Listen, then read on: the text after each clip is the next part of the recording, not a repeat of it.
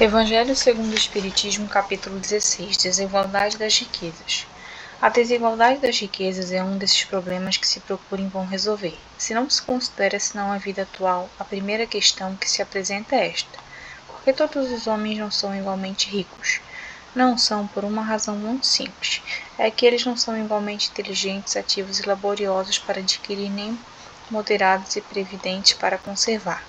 Aliás, é um ponto matematicamente demonstrado que a fortuna, igualmente repartida, daria a cada um parte mínima insuficiente, que supondo-se que essa repartição feita, o equilíbrio estaria rompido em pouco tempo, pela diversidade dos caracteres e das aptidões, que supondo-se possível e durável, cada um tendo apenas do que viver, isso seria um aniquilamento de todos os grandes trabalhos que concorrem para o progresso e bem-estar da humanidade, que supondo-se que ela desse a cada um necessário, não haveria mais o aguilhão que compele às grandes descobertas e aos empreendimentos úteis. Se Deus a concentra em certos pontos, é porque daí ele derrama em quantidade suficiente para as necessidades.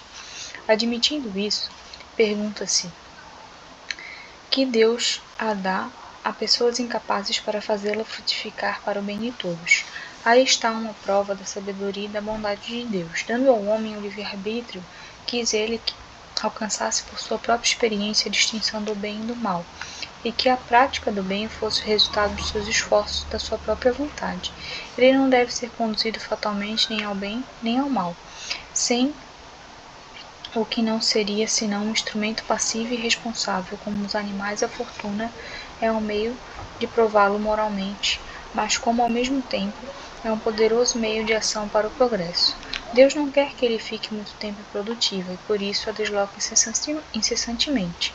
Cada um deve possuí-la para experimentar servir-se dela e provar o uso dela sabe fazer. Mas como há impossibilidade material de que todos a tenham ao mesmo tempo, que aliás todo mundo possuísse, ninguém trabalharia o aprimoramento do globo, com isso sofreria, cada um a possui a seu turno.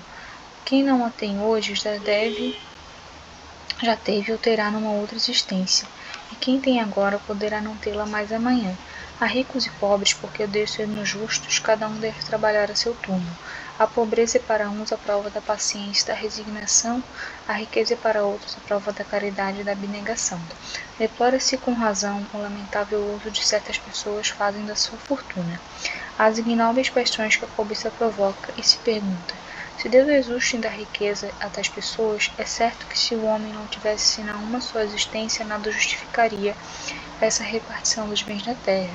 Mas se em lugar de limitar a visão à vida presente, considera-se o conjunto das existências, vê-se que tudo se equilibra com justiça.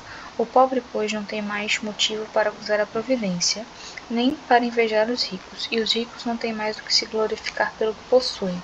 Se dela abusam, não será nem com os decretos, nem com as leis suntuárias que remediará o mal.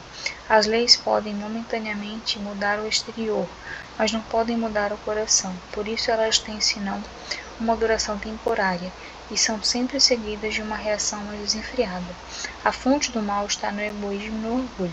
Os abusos de toda espécie cessarão por si mesmo quando os homens se regerem pela lei da caridade.